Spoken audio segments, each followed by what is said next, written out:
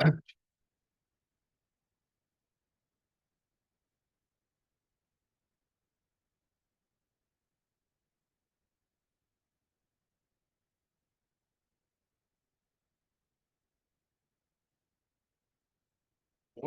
You guys, Dude, I wanted to be nice so I could fall asleep. that's fair. I didn't go to get to bed until 2 a.m. last night. Oh my I God. was working on my senior design project. Dang. November, busiest month. Yeah.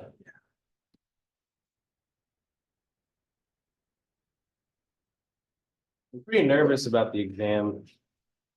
Yeah. Yeah. No. It's it's a little bit shorter than the last one. The pseudocode kind Yeah. of gets me worried. I think as long as you kind of know how the methods work, like you kind of go through each step in your. Yeah. That's basically what. Well, you said, I think if on your study guide, you said something like edit the code, or something like, are you providing like the base code and then? No. So, that meant to say, I think I meant to say just, provide like pseudocode, like step by step, instruction. I'm not gonna give you any code on this. So it's like, I understand pseudocode, but like, well, obviously I don't because I'm about to ask the question. But basically, like I don't have to write out the full code, I just describe what I have to do. Exactly. In the code. Exactly, yeah. So explain. So it's kind of just easier, it's a lot easier than actually, right?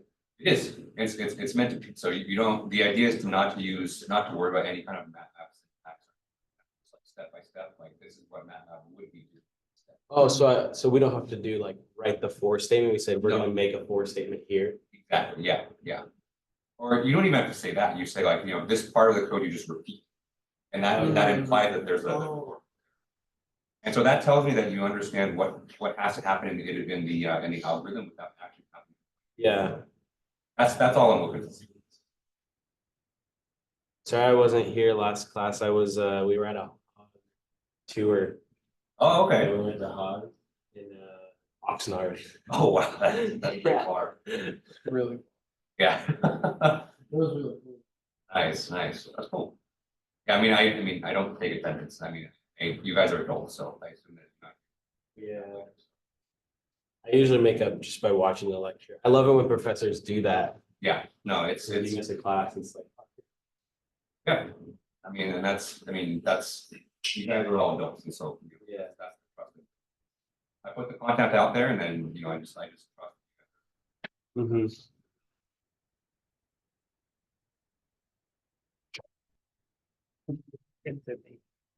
Section.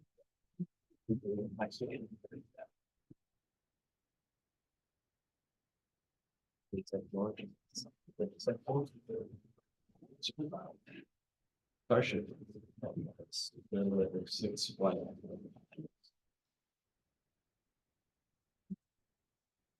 Think they're landing.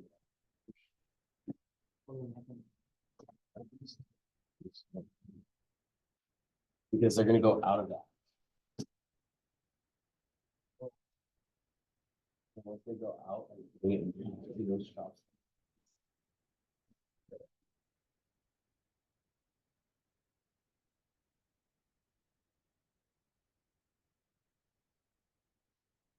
He's week 13, right? 13.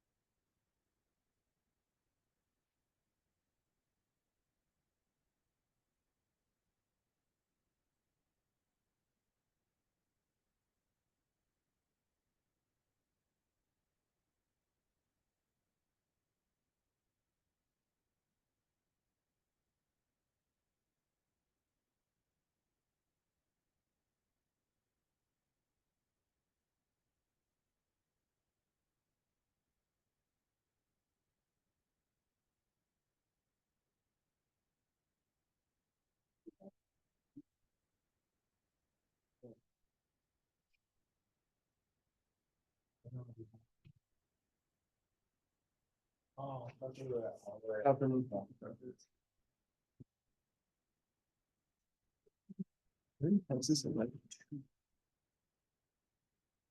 We're in Texas, right?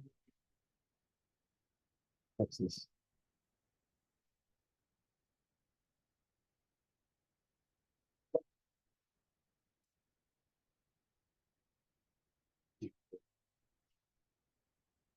It has.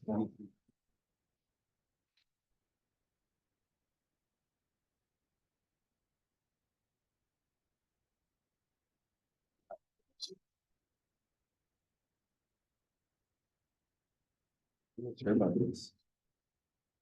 Good night. Good.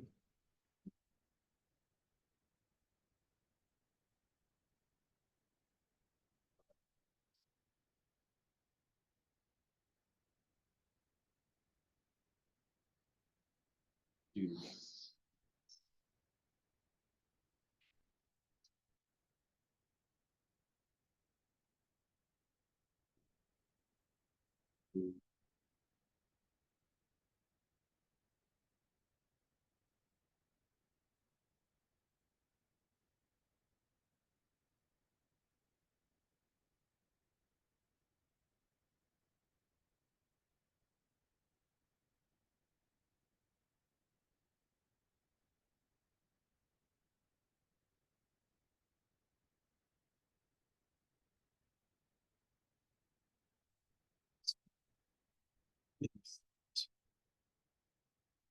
That's what you can do.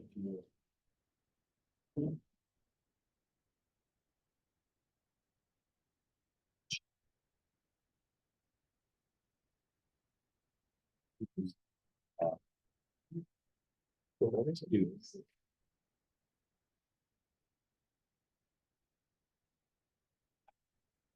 That's so cool.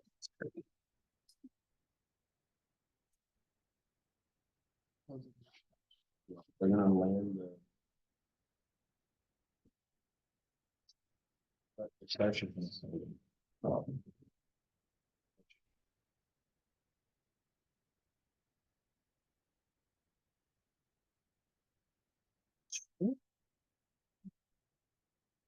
They got. Oh, that. This was. You know, they made it.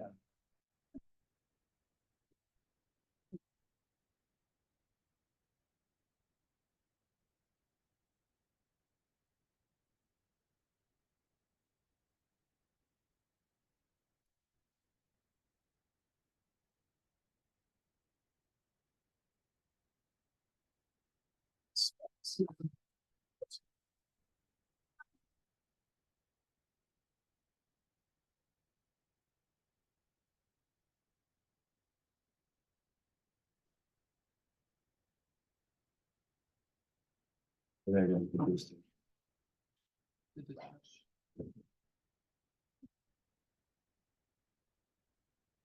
So crazy.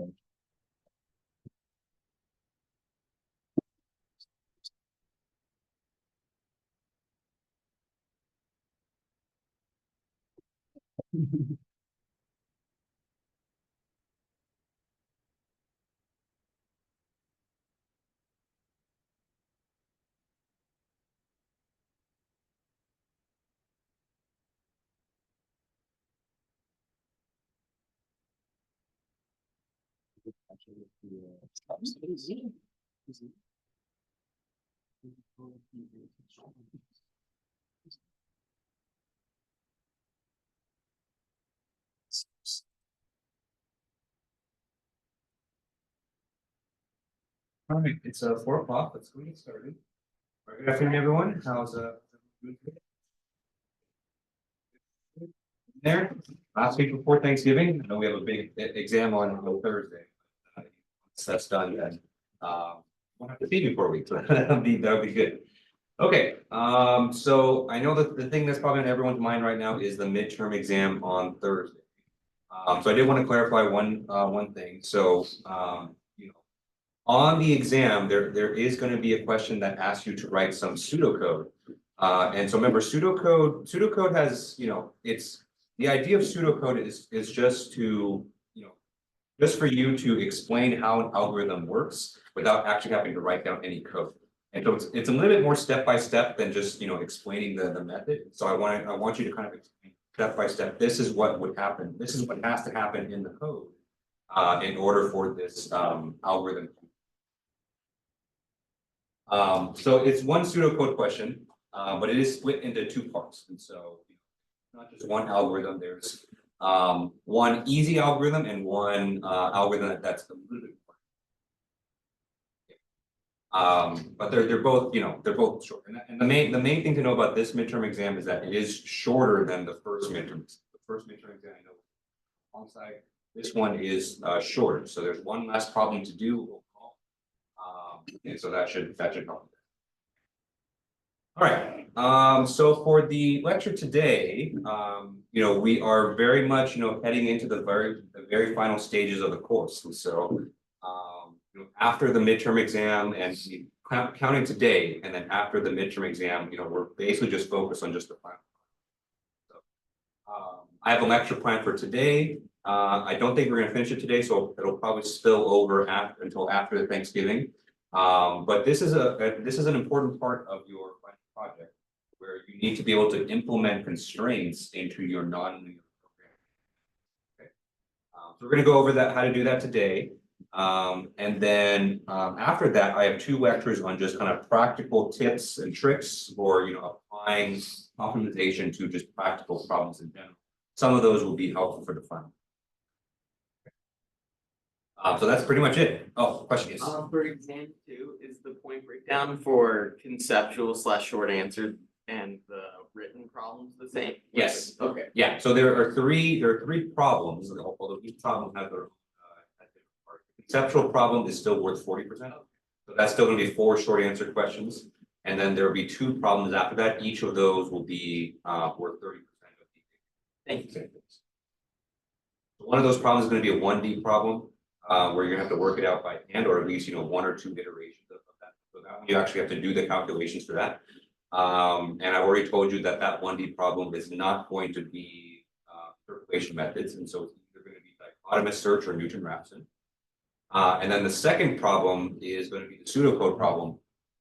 That's going to be split into 2 parts. So like I mentioned, so one of the parts is going to be easy algorithm, shouldn't take you too long, and the other algorithm is there's a little bit more steps to that one. So just make sure you know how to explain each kind of step by step of all the nonlinear programming. Okay. I think that's one of my announcements. Oh, solution to homework 5 went up yesterday, so hopefully everyone got my email on that. So homework 5 was mostly code, so there was mostly MATLAB implementation. But again, in order for you guys to do the pseudocode, in order for you guys to kind of do that part of the exam, it's still useful to look at the code.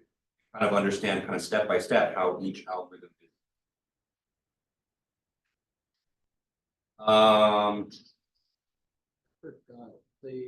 There is no final, it's just the project. Right, yeah, so there's no final exam, it's just the project.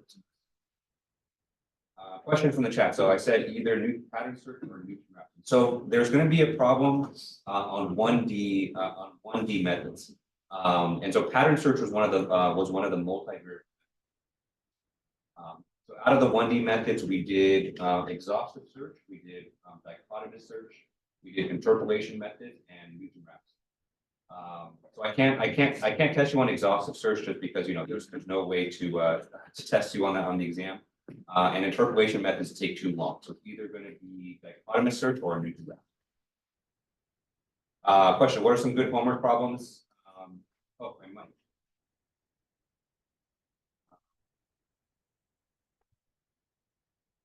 How's that? Is that a bit better? The mic, is the mic a bit better?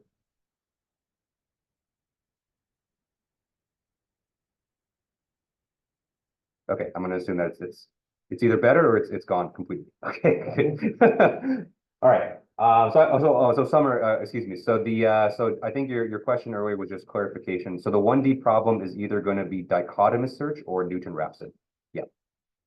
Not pattern search. Pattern search is a multivariable problem. You should still know pattern search, but only pattern search from a pseudocode point of view, not from a, you shouldn't have to compute every single step. Yeah. Question, yes. When you say Newton-Raphson, does that include quasi Newton-Raphson? Either or, whichever one is more comfortable for you. So either if you feel comfortable taking the derivatives, or if you just want to do the finite difference. And those we're doing classical methods? Yeah, well, classical method, that would be more for coordinate search or pattern search. That's for finding the step point for that one. Newton-Raphson is that recurrence relationship with the derivatives. For problem, during the framework, the problem 4A, Mhm. where you said classical search on there.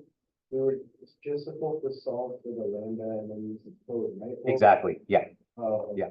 yeah, so that's what I meant for. I was for trying to classical. do that by hand for so long. Oh, that would be a long one to do by hand, for sure. And he's like, what do you do? Just Yeah. put it in the code. I'm like, oh. Yeah, the only part you do by hand for that one is computing the lambda for that one. Yeah. Okay, so other question from the chat. So what are some good homework questions we should practice? So for the problems that you should do by hand, homework 4 has a lot of good ones on that one. So I believe that was problem 2B and also problem 4 on homework 4. So that is the dichotomous search and the Newton-Raphson problem. So you should definitely practice those ones. And then for homework 5, you should know, obviously I'm not going to have you implement anything in code on the exam, but just know how each of those algorithms work step by step. So just make sure you should know how to write pseudocode for that one. Yeah. Okay. All right. Any other questions on the exam? Yes. Cheat sheet? Yes. So you can have, same as the first exam, so you can have one 8.5 by 11 cheat sheet, both What are we sides. allowed to have on it? Anything you want, anything except for the exam problems. Which is, We have the exam. I don't know, which would be amazing because I haven't written the exam yet. So I have a concept of the exam in my head, but Reading so as long as, so, whatever, imagine? that would be pretty crazy. You should buy a lotto ticket. Yeah. Yeah, what are you doing here? Buy a lotto ticket, but yeah, handwritten or typed, whatever's most convenient. The only restriction is that it should be legible enough for you to read it, so there's no like magnifying glasses or anything that you can have on the exam. So, yeah. All right, any other questions on the exam or just anything that we're doing in the class? Okay, all right, so let's go and get started.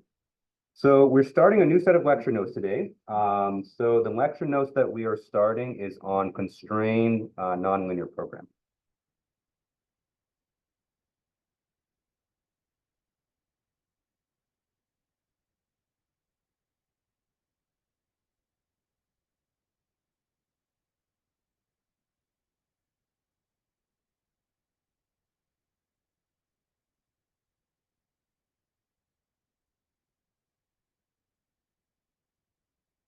Okay, so it's been a while since we've seen constraints, and so I think for the past 6 weeks or so we've been doing all non-constraint problems, but constraints are still important, and we need to be able to factor those into our optimization, as you've probably seen in final projects. Okay.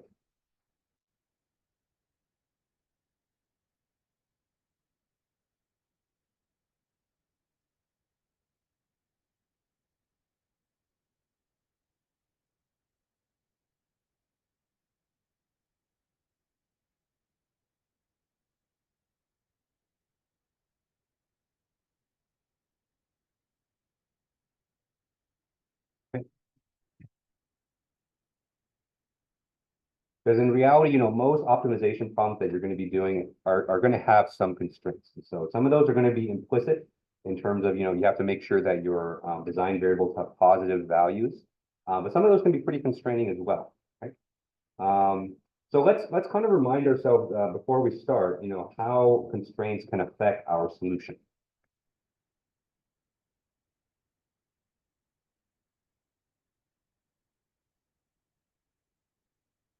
Right?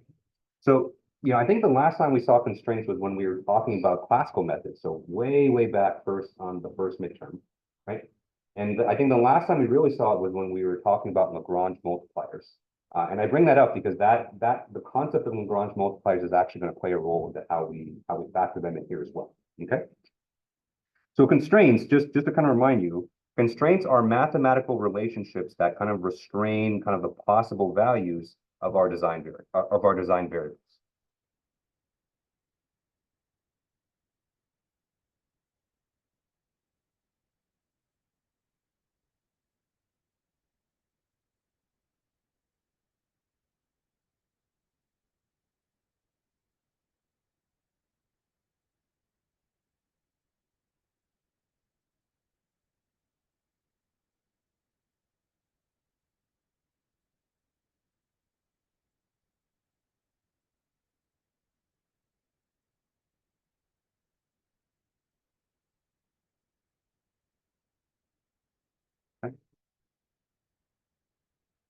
So I think the best way that we could visualize this was in a 2D problem, right?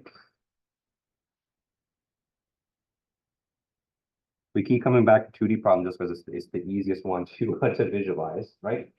So normally for a 2D problem that's unconstrained, the entire plane here is available to us. So any possible value for x1, any possible value for x2, right? So I've only drawn the first quadrant here, but if you're truly doing an unconstrained problem, then you can have negative values for x1, x2 as well, right? But when you add constraints into the mix, usually what this looks like is that, we kind of put our design variables into a box, right?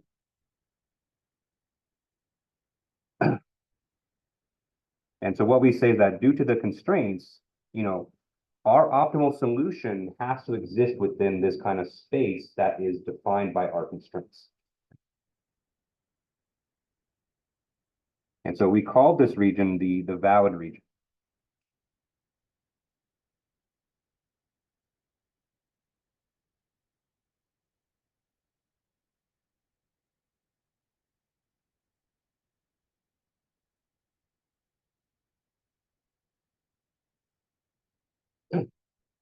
Right. And so if there's any design points that we guessed outside this region, we automatically knew that they were invalid. They can't be our solution because they're outside of that space. And so if we had a design variable here or design a design point here, this would not be valid because it's outside the valid region.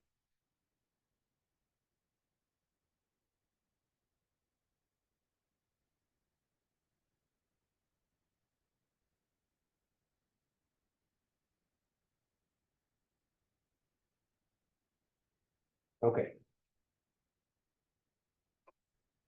And so another thing that I want to review back from when we discussed Lagrange multipliers is the difference between a binding constraint and a non-binding constraint.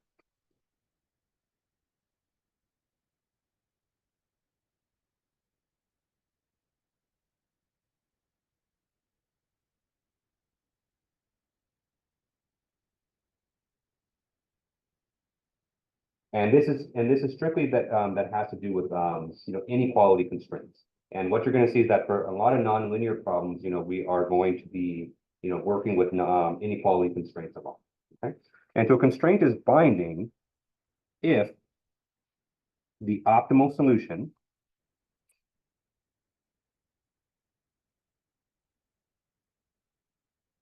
right? So the solution that results from our nonlinear programming algorithm satisfies the inequality constraint in the equality form. Right?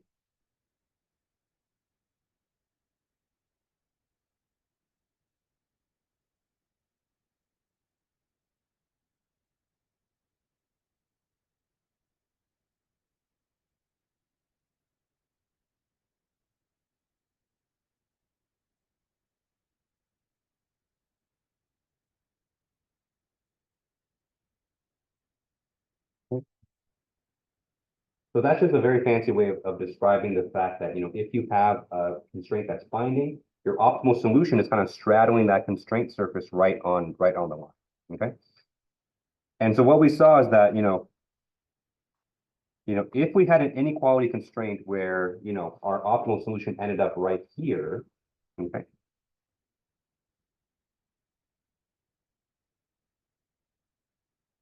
So if this was our optimal solution that we obtained from the algorithm, then what we say is that the line that it's sitting on, which would be this line right here, okay, what we say is that this is a binding constraint.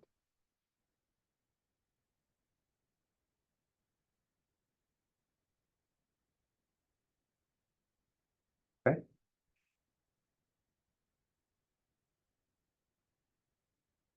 Now, binding constraints are really interesting because when you have a situation like this where your optimal solution sits right on the edge of that valid region, then what we can say here is that that constraint actually played an important role in affecting the value of the solution.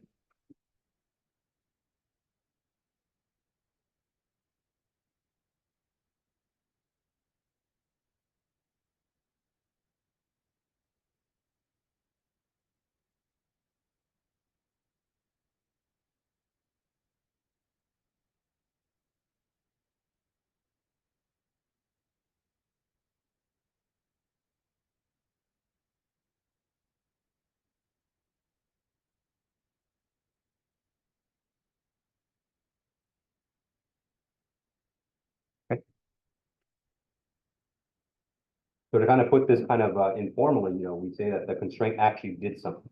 Right?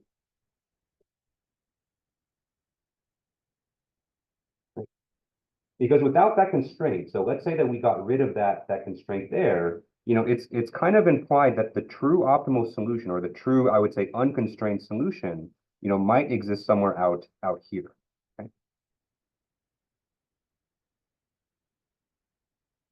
So what the constraint did was that it kind of took that true optimum and kind of brought it back into this valid region. Okay, so it basically, we weren't able to get this result without that constraint. And of course, having a binding constraint has other implications too. And so if you recall from Lagrange multipliers, there are certain things we can do with that constraint where, if we were to tighten that constraint or make it more strict or loosen that constraint, then that's going to have a direct impact on the solution. Okay? Whereas the other type of constraint is a non-binding constraint, right? So that is kind of the opposite.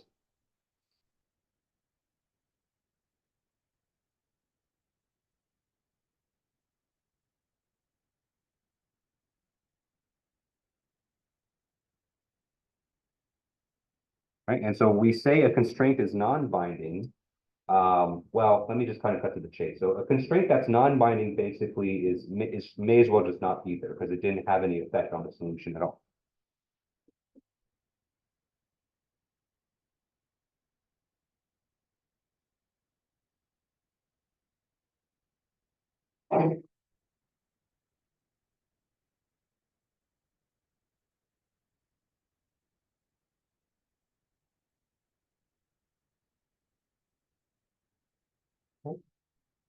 And so for this problem up here, or for this kind of visual example that I have, so I kind of drew a triangular valid region. And so this triangular region had kind of three edges, where each edge represents, a different inequality constraint. Okay. And so if I were to come back up here, and if I were to label each of these edges, I know this figure is getting a little bit busy here, but let me call the vertical surface, surface 1. The horizontal surface on the bottom, I'll call that constraint 2. And then the slanted surface here is constraint 3, okay? And so using that logic, right, knowing that the only binding constraint here is constraint 3, then constraint 1 and 2 just may as well just not have been part of the problem because it's not really doing anything to affect the solution at all, okay? So 1 and 2 here are non-binding.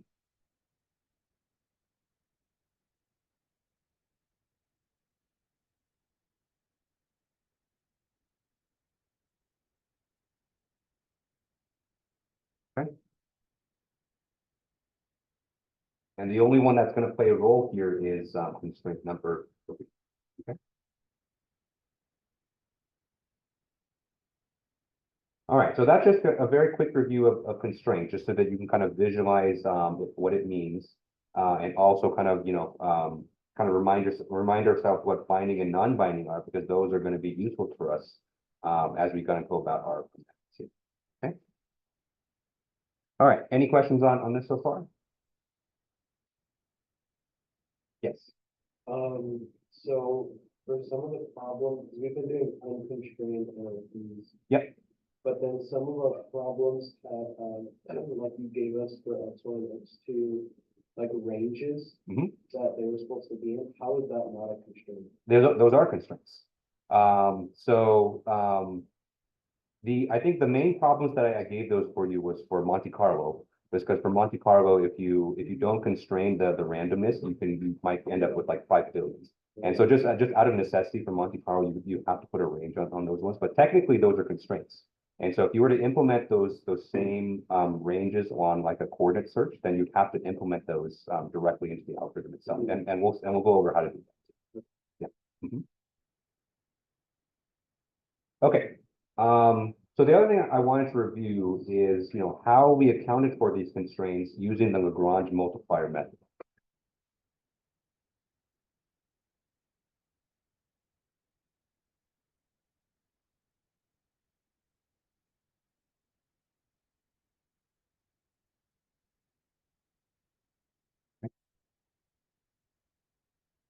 So if you recall, Lagrange multipliers was a method that we went over to account for the constraints into our problem. And basically the idea with Lagrange multipliers is to take each of our constraints, put them into standard form, and then add those directly into our objective function.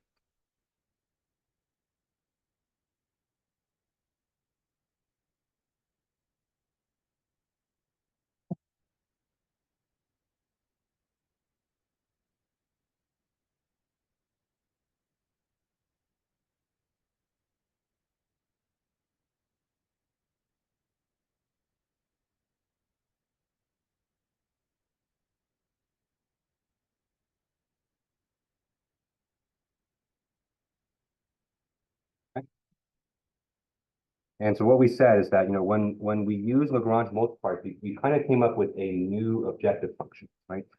So our new objective function, I'll call it f squiggly of our design variables here, okay? This is equal to f of x, where this f of x here, this is our original objective function.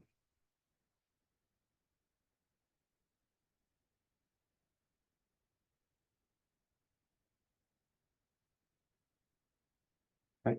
Plus, and then what we had from there was a summation of other terms, where each of those other terms were kind of just the direct mathematical implementation of the constraints. Okay. So we have summation I is equal to 1 to m of lambda I hi of x like that. Okay. Where these hi's, these are our constraints in standard form.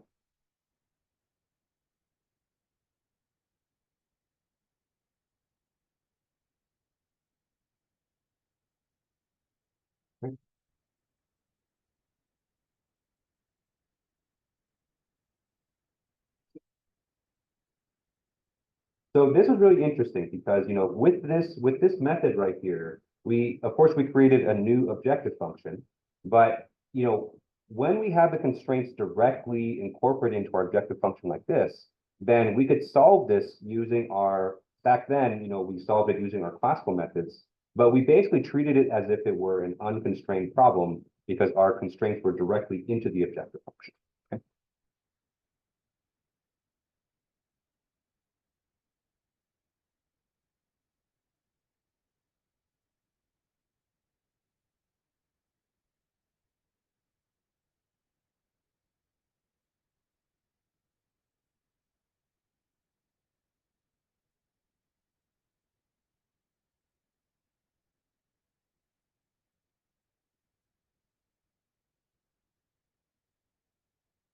Right. And so if you create this new objective function, you can then solve it with kind of any of our unconstrained methods that we went over, right? Back then, it was just using our classical methods of taking derivatives. But this seems like that strategy might work here as well, right? Because what have we gone over so far in nonlinear programming? In nonlinear programming, we've gone over all these different algorithms to solve unconstrained problems, right? But if we can take our constraints and we can formulate them in a way and add them into our objective function like this, we can actually use all the other methods that we've gone over already, right? So this seems like actually a pretty good strategy.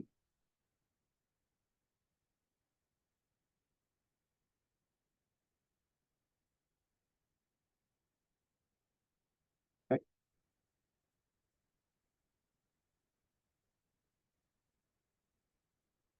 And in fact, that's the main method that we're going to go over in this class. Okay.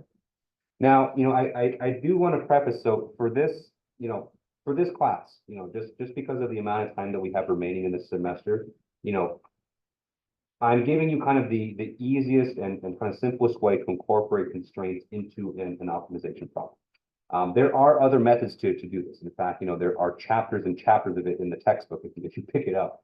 But all of those are basically all new algorithms. And so, we're gonna primarily focus on a method that I call penalty terms here. Penalty terms are kind of the easiest way to incorporate it because you don't really have to change much about your algorithm. You just have to change your objective function. But just know that there are a lot of other methods out there. Okay.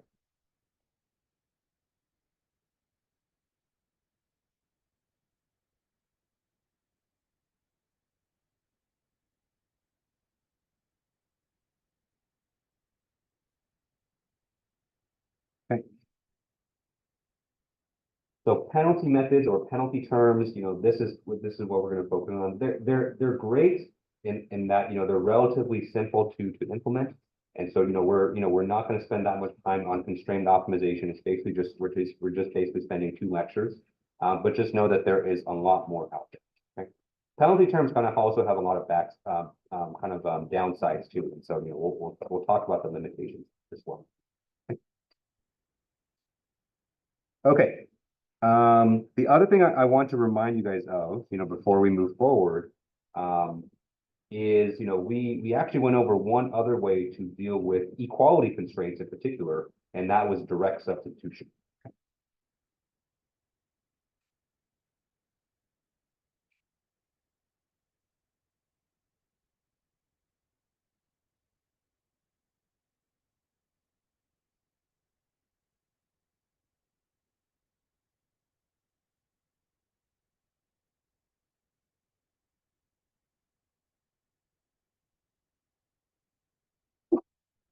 Okay. And so if you recall, equality constraints represent, mathematical equations that have to be satisfied by your optimal solution, right? And so we took advantage of that fact, and we did what's called direct substitution by taking your equality constraints and substituting for one of the design variables in your objective function.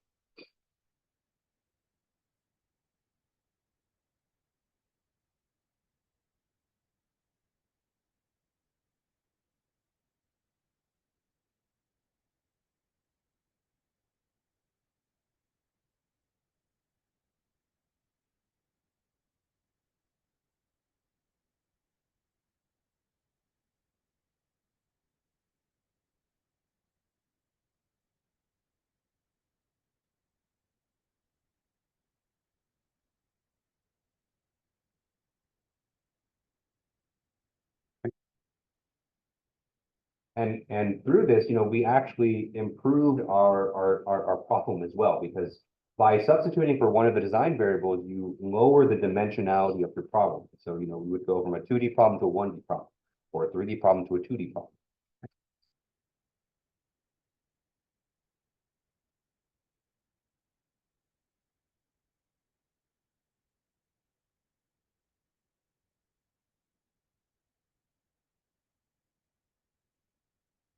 Okay?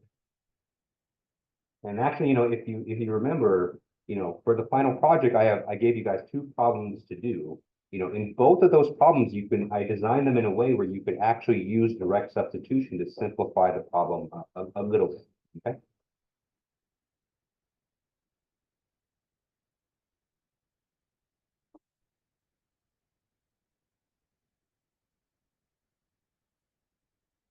Okay.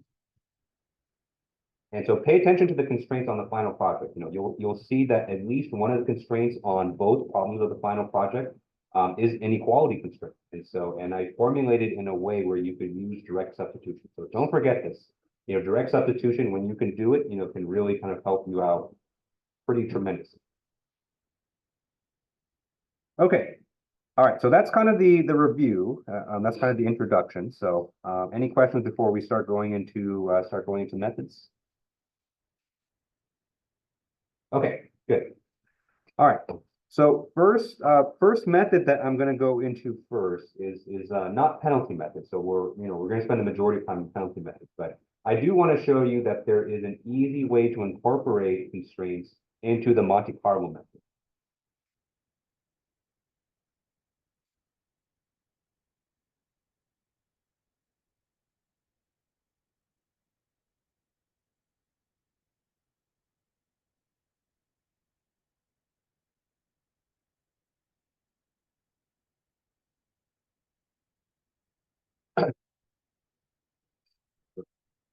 So Monte Carlo methods are interesting. They're kind of their own unique thing in our pantheon of algorithms that we've gone over. In that every guess that we make with Monte Carlo is kind of not really connected to the previous one. So every guess is kind of independent from each other. Granted, each guess is within the ranges of the variables.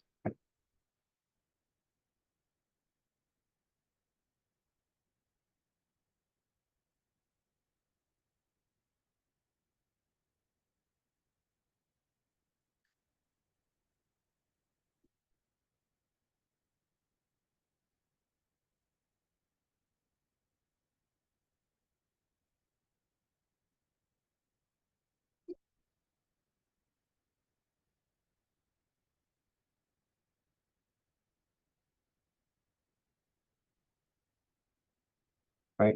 And remember, that was kind of the benefit of Monte Carlo, that Monte Carlo just kind of jumps around all over the domain.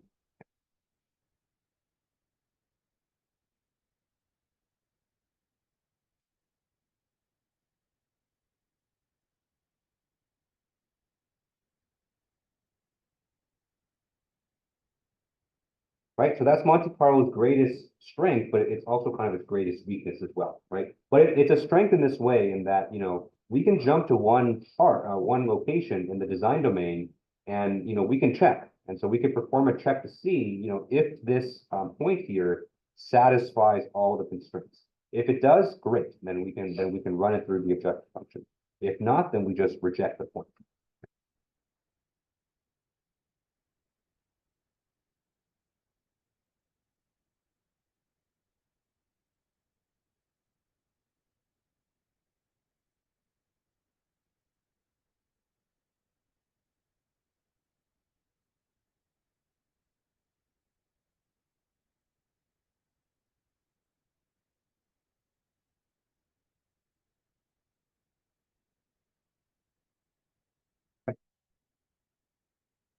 And rejecting a point is fine because, you know, if we reject one point, then, you know, we just generate another one through Monte Carlo, right?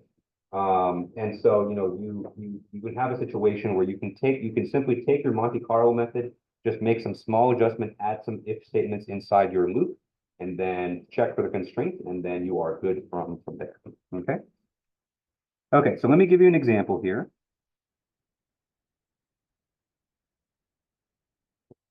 So let's say we have a two-dimensional optimization, or 3D optimization, excuse me. So let's say we have f of x is equal to x1 squared plus 4x2 squared plus x3 squared. Okay. So that's our objective function. Questions? Something I've been confused about for a while is always concerning, like the random jumping, Mhm. because like whenever you iterate the code, the amount of like the guess, it varies so much by like almost like 3 digits sometimes, or Mhm. 4 digits. So how do you know that you're at an optimal point? Like, how do you even determine? You don't. And so the only thing you're keeping track of in Monte Carlo is that you're keeping track of what your best guess was so far. But you don't know, you know, from one jump to the next, you know, whether you're getting close to the true optimum or not. So that's kind of the double-edged sword of Monte Carlo, where, you know, you may find a pretty good spot, but, you know, but because of Monte Carlo, you're just going to jump away from that again. And so, you know, it's all up to kind of just chance whether you're going to end up close to that spot again. So is that why when we do something like Monte Carlo, plotting is almost the most like very ideal, so you can see all the ones at once? Oh yeah, yeah. And then if you plot it, you're going to see kind of, you know, if Monte Carlo worked well, you should see plots kind of, you know, points kind of everywhere in the domain. And yeah, some of those will be great, but then some of those will be not so great. I think it would make a lot more sense when it's constrained, because now you can compare it to the constraints. Exactly. Yeah. Yeah. So what you're going to see with the constrained Monte Carlo is that, you know, you can plot them again, but then with the constraints, you're going to see that all the points are going to be within a certain region that Yeah. are constrained. Yeah, for sure. That's definitely what you're going to see. Mhm. Okay. All right. So let's see. So we have these constraints here.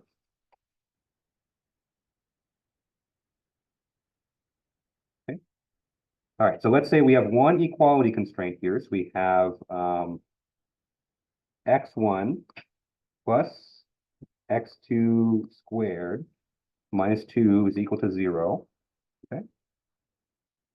And then we have, let's say, minus x1's between -1 and 1. Okay. And then let's say that x2 and 3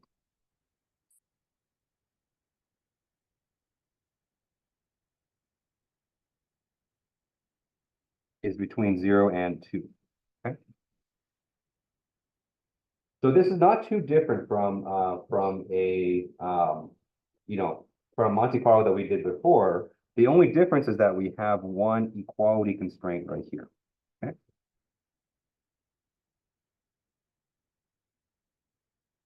Okay.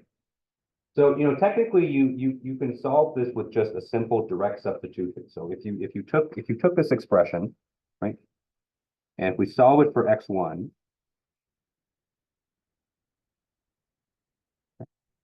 so basically here, if we solve for x1, we get x1 is equal to 2 minus x2 squared. Okay. Right. It's an equality constraint, so you can do that. And then what you can do from here is then plug this back into the objective function, right? And so if you do that, your new objective function is, we plug in for x1, so we get 2 minus x2 squared, quantity squared, plus 4x2 squared plus x3 squared, okay? So this is the method of direct substitution.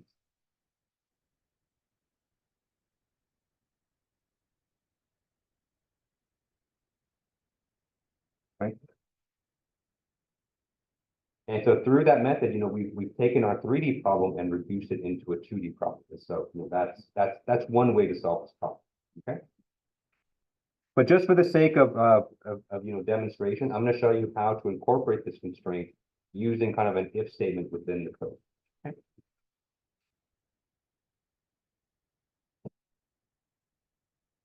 So another way.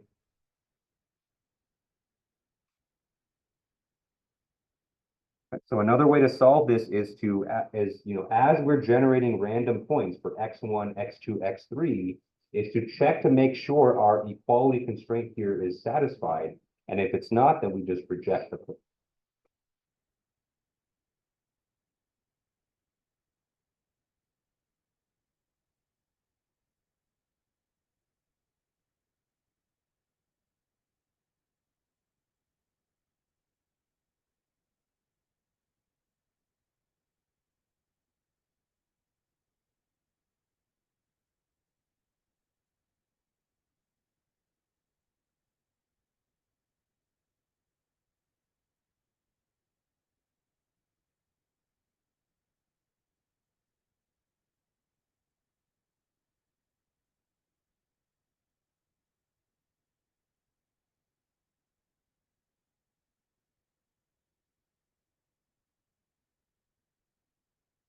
Okay. So as we're generating points, and so these constraints are pretty nice because these are constraints on the values of the design variables. And so as we generate the points, we just simply have to check. And whenever you see check, that means usually we're going to write an if statement. We're going to check to see if those points satisfy the constraint. And if they do, good, then we can move forward. If not, then we reject it and then we generate new points. Okay. So this will be kind of a good demonstration of pseudocode here too. So something like this, I'm gonna run through a couple iterations of this. Hopefully we get one hit because I'll be coming up with random numbers in my head. But this will be kind of what I kind of expect on the exam for if you were to do a Monte Carlo. Okay, so let's do this. So we have 3 random variables, and so we're going to ignore the direct substitution route.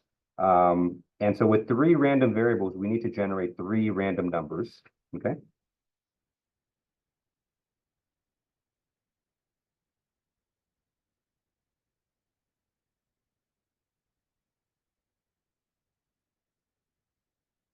Okay. So we need one for x1, one for x2, and one for x3. Okay. Okay. So on the exam, you don't have to make up your own random numbers. If the exam does require you to use random numbers, I'll give them to you. But let's say that we generate our first random number of, let's say 0.3. Second random number will be 0.7. And third random number will be, I don't know, 0.5. Okay. But remember that when MATLAB generates random numbers, they're always between 0 and 1.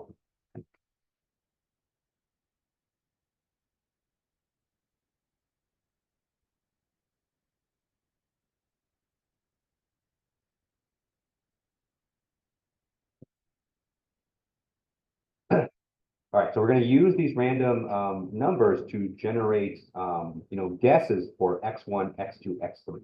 Okay.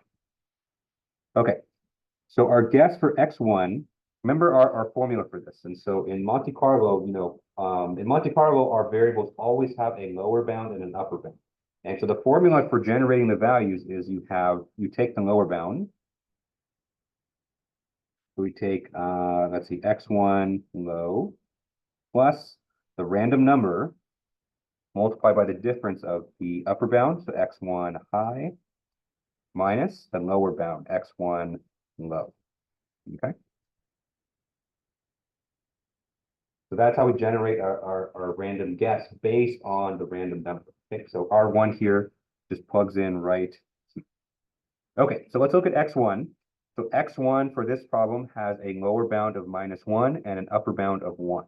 Okay, so if we plug all those numbers in, our guess for x1 here will be the lower bound, which is -1, plus the random number 0.3 multiplied by the upper bound. Upper bound for x1 is a +1 minus the lower bound, so minus -1. Okay. Okay, so this is -1 plus 0.3 times 2, which is 0.6. And so our first random guess for x1 is minus 0.4. Okay.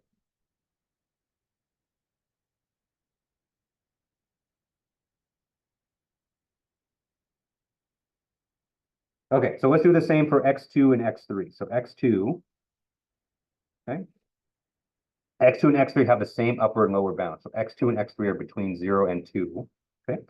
So for x2, it's going to be 0 plus. We have R2 here, which is 0.7 multiplied by 2 minus 0. Okay. So our guess for x2 is going to be 1.4. And for x3 is 0 plus 0.5 times 2 minus 0, which is 1.0. Okay.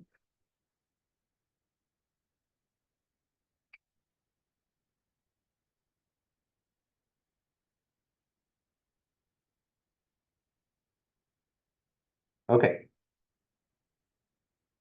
So we've generated our 3 random guesses here. Before we evaluate the objective function, let's check to make sure that this satisfied the constraint.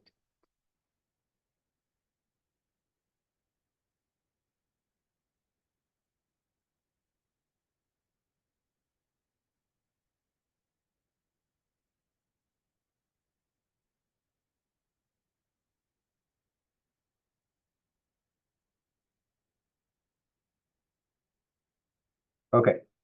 So let me highlight our guesses here. So x1, our guess is minus 0.4. x2 has a guess of 1.4. x3 has a guess of 1.0. Okay. And so our constraint was that x1 plus x2 squared minus 2 has to equal 0. Okay. So in order for us to move forward, this equation here has to be satisfied based on the values of our design variable. Okay. So let's plug in our guesses. So our guess for x1 at this point is a minus 0.4. Okay. Our guess for x2 for this iteration is 1.4. And we're going to square it, minus 2. And in order for this to work out, then this expression here has to equal 0. Okay. Okay. So I'm actually doing this live right now. So let me go pull my calculator because I can't do 1.4 squared in my head. Okay, 1.4 times 1.4. Okay. So we punch this into a calculator. We get minus 0.4 plus 1.4 squared is 1.96 minus 2. Okay. Let's evaluate this. And so if we add up all the negative numbers, we get a minus 2.4. We have 1.96 minus 2.4. We do that arithmetic and we get a minus 0.44. Okay.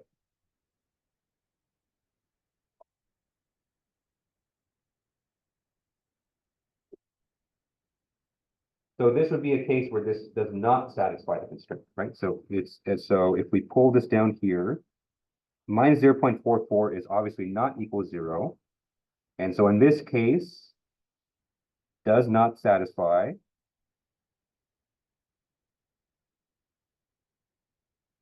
and so we reject this point.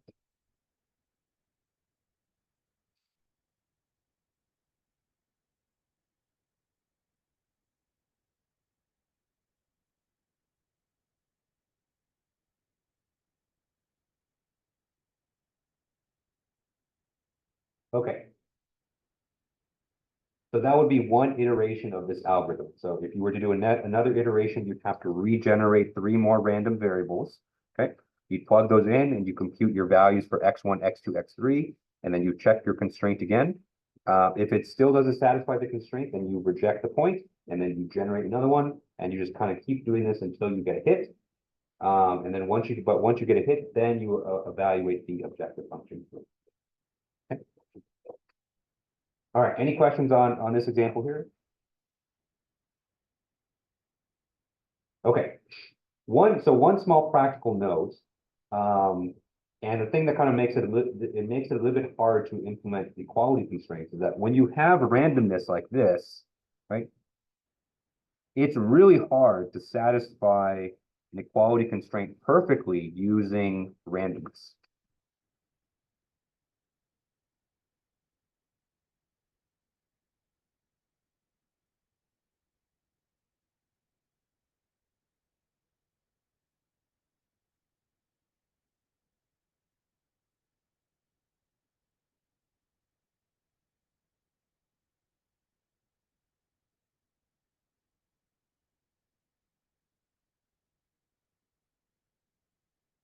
Okay? Because you don't really have control over all of the design variables in the problem. And when they're all up to random chance, and you're trying to satisfy this very specific kind of mathematical expression, it's basically impossible to do. And so if you try to run this code and you run it on the strict equality, what's then going to end up happening is you're probably going to reject 99.99%, if not 100% of all your tests. Okay. And so the way to implement this in the code, and I actually do have an example like this that's posted on Canvas, is that whenever you have an equality constraint, you set some kind of tolerance on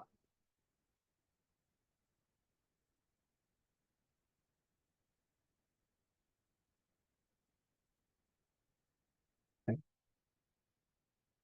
And by setting a tolerance, essentially what you're going to be doing is you're turning it into an inequality constraint, but you're setting it, you're turning to an inequality constraint with kind of a tight window.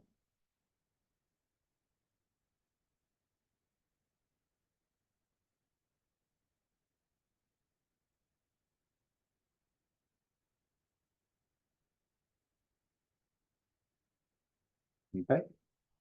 And so instead of saying that, x1, oops, x1 plus x2 squared minus 2, instead of saying that this relationship has to equal 0, okay, one way that you can loosen this up and not reject 100% of your points is to do it like this instead. And so what if we took the absolute value of the left-hand side, we have absolute value of x1 plus x2 squared minus 2, okay? And instead of having that equal to 0, what if we say that this has to be less than or equal to, maybe some small number like 0.01, something like that. Where this 0.01 here, this is our tolerance.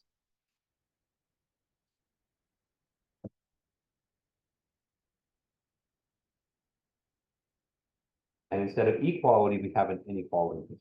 Okay? And so with this way, this gives you a little bit more leeway. And so, it kind of gives you a little bit of kind of wiggle room. So, you're not dependent on the randomness hitting on the exact relationship. So you're not going to reject every single point, but it still enforces it to a pretty tight degree. Okay. So this is kind of one strategy that you can employ. So, if you're not, the better way to do this would just be to use direct substitution and just reduce your problem from the beginning. But if you wanted to incorporate that constraint, or maybe the constraint is in a certain form where you can't do direct substitution, we'll talk about those a little bit after Thanksgiving. Then doing it with the tolerance is kind of the better way to do it. Okay. Okay. All right, so that's Monte Carlo. So Monte Carlo, you can modify it to incorporate constraints pretty easily. And in fact, the two, so for the final project, I gave you two example codes that fully implemented. Those two examples that I gave you implemented this exactly right here. So if you look at those codes, you'll see that it's Monte Carlo, but I've added these if statements to check the constraints along. Okay. Okay. All right, so let's go ahead and move on to the main method. And so this is probably what most of your, or should be all of you, would implement for your final project, which are penalty terms.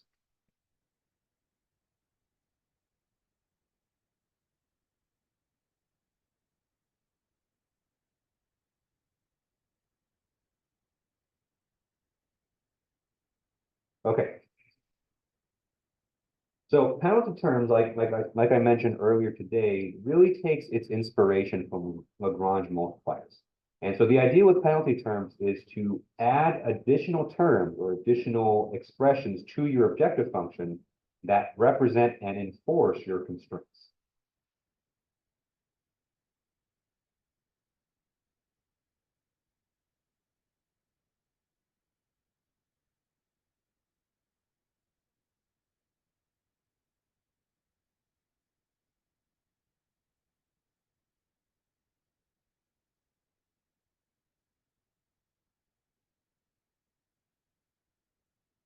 Okay.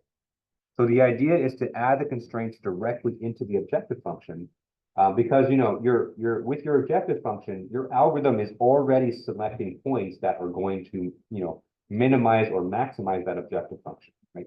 Mostly minimize. And so if your algorithm is already going to be automatically doing that, by adding these extra terms, you're basically going to allow your algorithm to automatically penalize any design point that veers outside of your valid domain.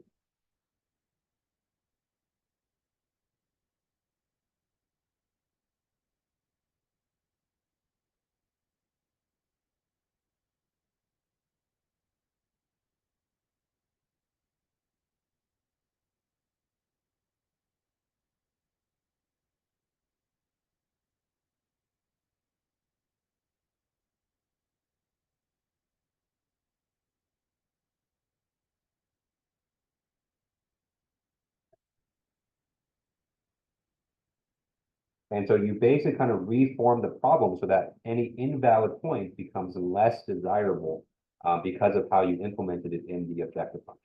Okay. All right. So what you're going to see is that the exact form for the penalty terms look very similar to the Lagrange multiplier terms, except we kind of reinterpret some of the coefficients in a way. Okay. All right. So let's see what this looks like. So the formula for the penalty terms goes something like this. And so on the left-hand side, we have big F of X, okay? Where this big F, this is our modified objective function.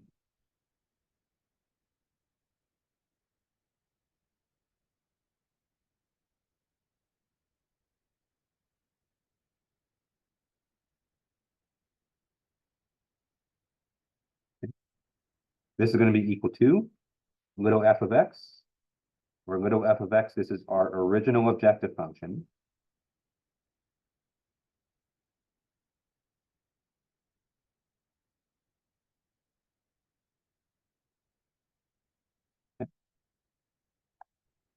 And then we have our penalty terms that we're going to add from here, okay? All right. So I'm going to show you kind of the simpler way to implement the penalty terms, but I think what a lot of people did for the final project last year was they kind of made modifications to this, and we'll talk about some of those modifications later. But this is kind of the simplest way to incorporate it. Okay, so the simplest way is to take some coefficient a. Okay? So this a right here is what we're going to call a penalty coefficient.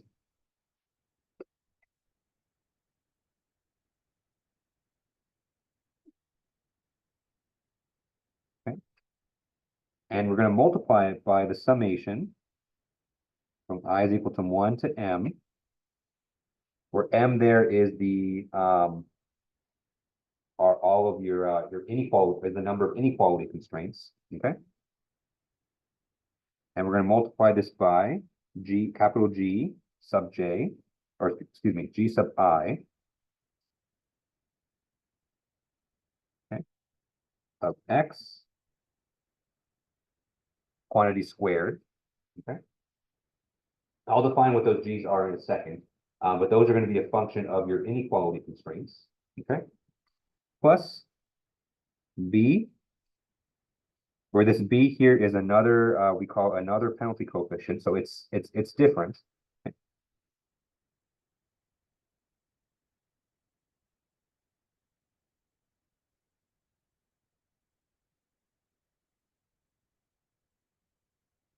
Okay. B times the summation from J is equal to 1 to P. Okay. Where P is the number of equality constraints.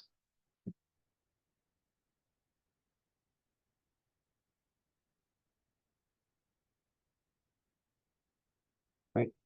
And this HJ here, these are your equality constraints.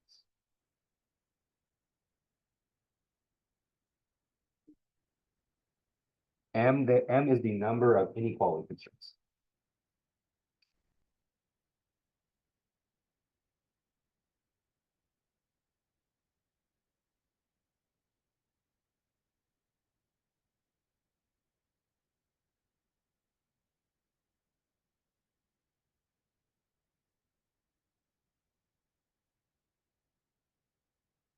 Okay, so your HJ here, these are your equality constraints, and remember, these have to be in standard form.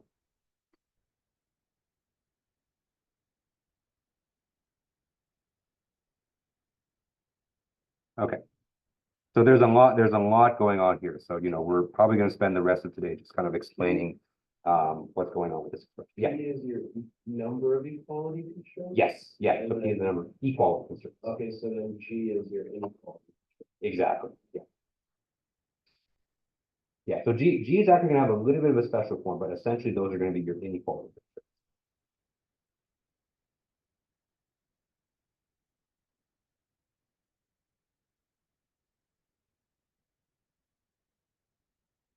Okay. So this one formula here, this basically has everything that you need for the penalty terms. So there's once you kind of understand this expression here, that you can start to incorporate constraints into your Nelder-Mead, into your coordinate search, into your pattern search. Okay. So the one term here that I didn't really explain is the G. Okay. So G sub I. These are functions that incorporate your inequality constraints. Okay, but they're a little bit special.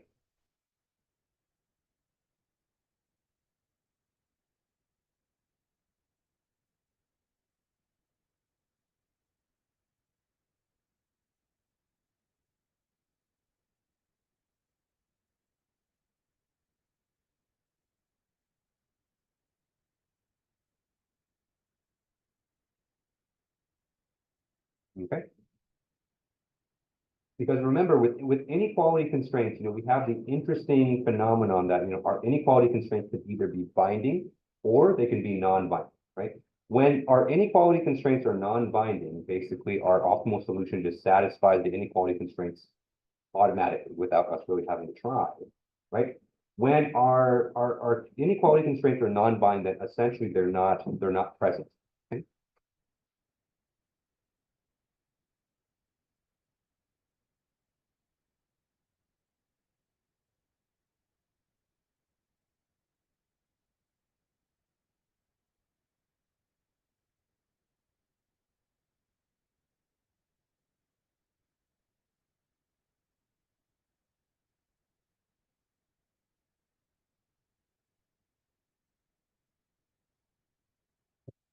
And so essentially, we want those to have no effect on our solution at all. Right? So if our inequality constraints are non-binding, then we basically just want to add 0. Okay. And so by adding 0, we're essentially not changing our solution at all. Okay. So there's actually a special function in programming that allows us to do this. And so you kind of have you kind of have a, kind of like an if statement going on here. So, either your inequality constraint is going to be binding, and then we need to incorporate its influence into the objective function, or it's going to be non-binding and it's going to do nothing. Okay, so we have kind of a decision tree here.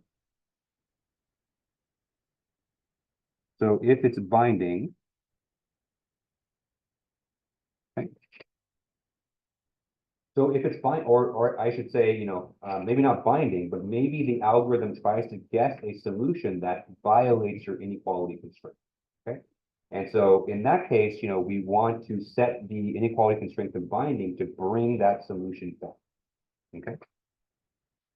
And so when it's binding, we want to penalize, or actually binding / violates. Okay. We want to penalize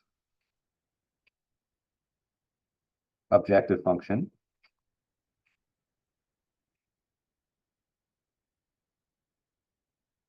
Okay. But if it's non-binding / valid, okay. And so if we're going to guess a point within the valid region automatically, then in this case we don't want to do anything. We don't want to mess it up. Okay. Do nothing. Okay. The interesting thing with inequality constraints is that, when you put them in standard form, you can have your inequality constraint not equal 0, but still be valid, right? So for instance, let me take the constraint from the last problem. So we have x1 plus x2 squared minus 2. Let me change it to an inequality constraint first, just so that you can kind of see, okay? So let's say for now that constraint was changed to an inequality. Okay, so we have x1 plus x2 squared minus 2 has to be less than 0. Okay. Okay. So what if we were to guess the point 0, 0, right? So if we were to guess, x1 equals 0 and x2 equal 0. Okay. All right, so let's plug that in. We have 0 plus 0 squared minus 2. Okay. This quantity has to be less than or equal to 0. So in parentheses here, this is going to be our, let's say this is one of the guesses in a Monte Carlo method. Okay.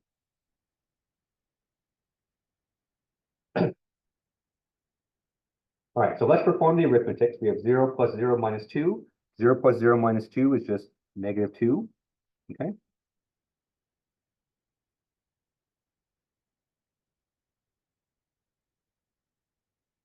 And so we get the expression -2 less than or equal to 0. We check, is -2 less than or equal to 0? It is. Okay.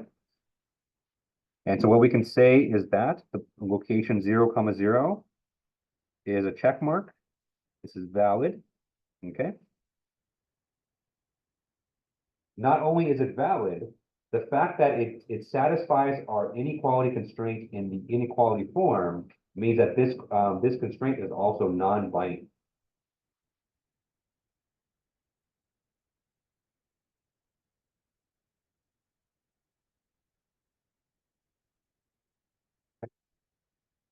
Yeah. So earlier you said that binding constraints are the most are ideal because they land right on one of your bounds. Mhm. And non-binding constraints are less ideal and you can almost ignore it. Mhm. But then now we're seeing that non-binding constraints are actually really important. It's not that one is more ideal than the next. It's just kind of more the effect that it has on the solution. And so if we were to basically run through our algorithm, and our algorithm told us that this is the optimal solution. Okay. And so, let's say that we ran our algorithm and then, we ignored the constraint. And then we ended up with the point 0, 0, then, this tells us that, our constraint here is non-binding because, we were able to come up with this optimal solution without having to affect this constraint at all. But, you know, if the constraint was something like this, and so if I were to kind of erase this -2 here, right? So let's say our constraint instead is x1 plus x2 squared is less than 0, right? And we run our algorithm and we get the optimal solution x1 and x2 is equal to 0, then we say that this constraint is blank. And so what that means is that, you know, we satisfy the constraint in the equality form. So we get 0 less than or equal to 0, which we can say 0 is equal to 0. So that's all it means. And so, you know, when a constraint is binding, you know, that kind of implies that maybe there was a more, if this constraint didn't exist, maybe there was a more optimal solution just outside that region. Right? So actually, let me come back up to the figure up here. Right. Let me draw another one. That one's kind of busy. Okay. So if we said, so let's say that we had a valid region that looks like this, right? Right. And if we get an optimal solution, let me put it on here.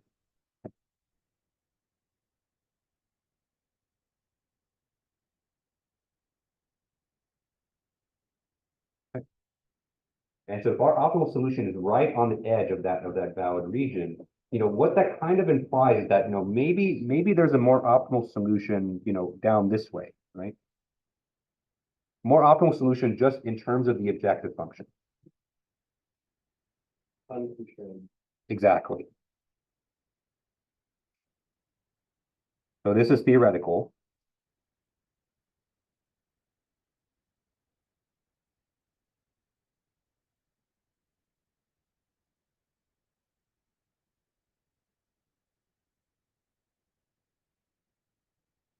Right? But because of the constraint, you know, we're not allowed to go down there because, you know, that's not part of the valid region. And so the best that we can do is to kind of get as close as we can to that point within our valid region, which is right here. Right. So that's all a binding constraint means, is that a binding constraint means that it affected our solution from going into a certain region, and it kind of, you know, restricted it to a certain point. Yeah. Mhm. So it's not that it's not that it's more ideal or not. It's just, you know, that's just kind of how the problem is. Mhm. Okay. So, you know, coming back to this, and so, you know, when we have a non-binding constraint, you know, we want to make sure that it's not messing up our objective function. And so the thing with penalty terms is that when you're adding it like this, right? If you have an inequality constraint like the one below, right? If we just added this straight to the objective function, so let's say that, you know, we took this quantity here and added it directly to the objective function, okay? And so let's say that we added a quantity x1 plus x2 squared minus 2 squared, okay? So if we added this directly to it,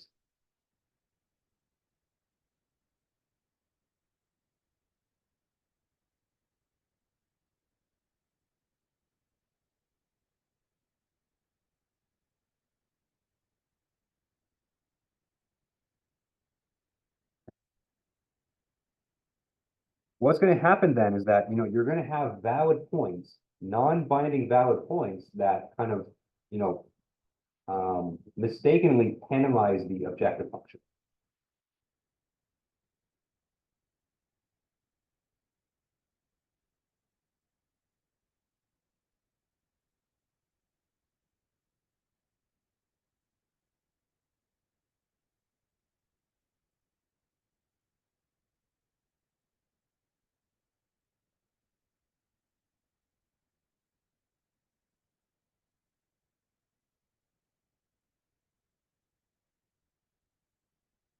Okay? And that's not what you want. You only want your penalty terms to penalize your objective function when you violate the constraint. Okay? Because what happens when we plug in kind of the point that we had up there? So what if we plug in 0, 0, right? So we plug in 0 for x1, 0 for x2, okay? As we plug that in, we get 0 plus 0 squared minus 2 quantity squared, right? We get minus 2 squared, which is 4, right? And so we get something non-zero there. So technically 0, 0 is a valid point because it's within that valid region. But if we were to plug this in directly into our objective function, it's going to penalize it by adding 4, okay? And we don't want that. And so, we only want to penalize when we violate the constraints, okay? So if you look back to our penalty expression here, I'm using this capital G, right? This capital G is not, these are not the inequality constraints by themselves, because we kind of have to modify it in a little bit of a way to make sure that we're not penalizing valid points. Okay? And so the way that we do this, the way that we do this is to utilize a special function in MATLAB called MEX. Questions? So if that squared was just like an objective function that you just made up, This, you mean this one up here? or put down? Talking about, yeah, that you saying added it to this directly to the objective function. Yeah, so this is a constraint. So I'm kind of building off this example up here. Yeah. So let's say that we had a constraint that looked like this. We have x1 plus x2 squared minus 2 for some kind of made up problem. So yeah, I did make up this constraint. Or I'm saying, why did you add that? Like, what are you adding to? Adding when it's everything squared. So we're adding it to the objective function kind of in the same way that we did our Lagrange multipliers kind of way back in the day. So the idea is to kind of add the constraints to the objective function so that, when we do violate the constraints, then the objective function kind of automatically takes that. I get it now. You're putting it back into the equation. Exactly. That you originally had. Yeah. Or that you came up with. Exactly. Yeah. So the reason I'm squaring it is just to make sure that it's a positive number. So and so when you kind of violate it both ways, you still end up with a positive. Yeah. Okay. So the way that we can incorporate this without kind of messing up our objective function is to use a max function.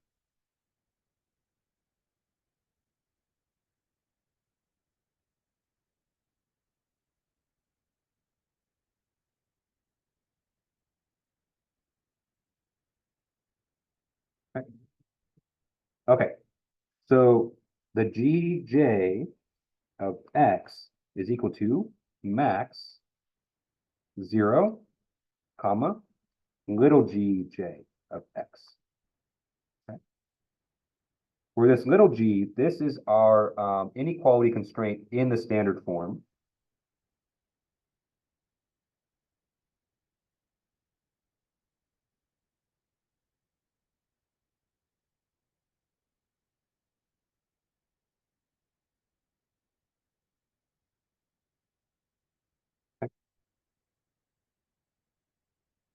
And so the way that we would use this is that, this inequality constraint here, x1 plus x2 squared minus 2, that would be plugged in directly in here, okay?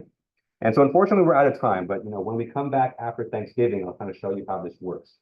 And so when you plug in valid points and the inequality constraint is satisfied, then this capital G is not going to penalize your objective function.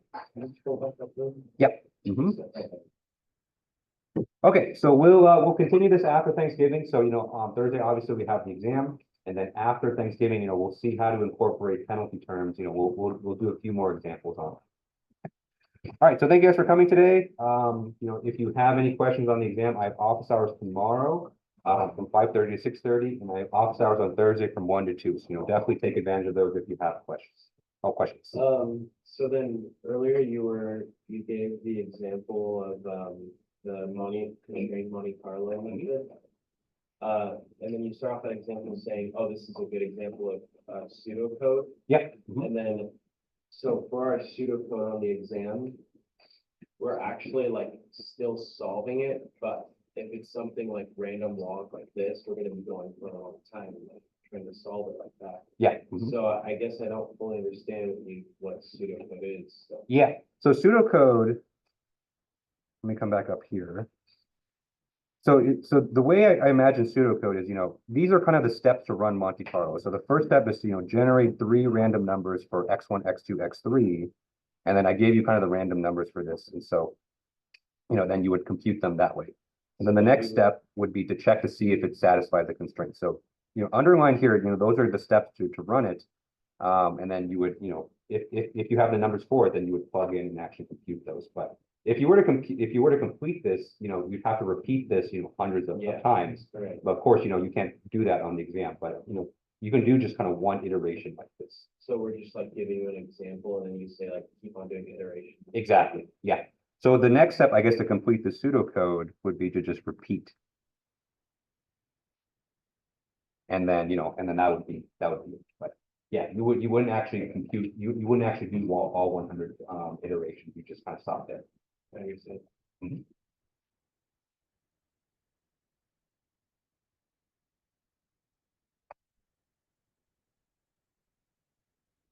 All right, thank you. So thank you guys. Hope you guys have a good good rest of your day, and I will see you all on Thursday.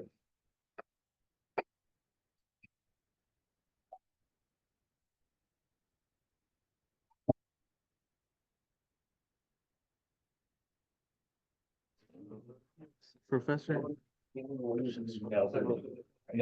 okay, no, we. I was about to ask you. No, bro, Professor. Oh, Kevin, sorry, did you have a question? Yeah, sorry.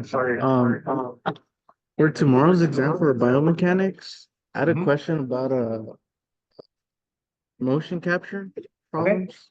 Yep.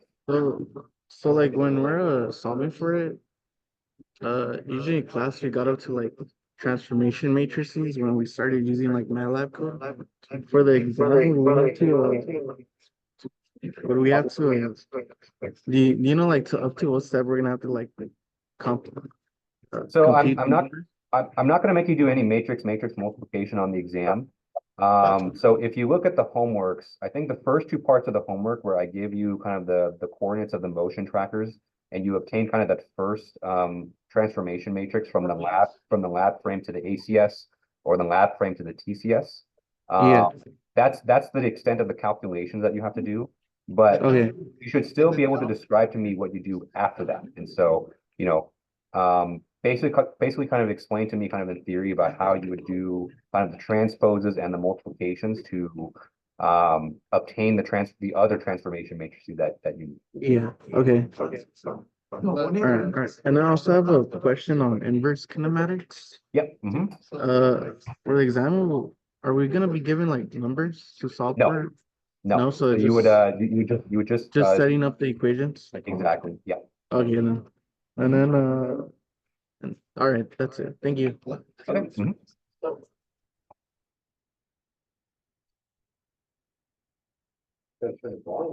Yeah. A little bit of an echo.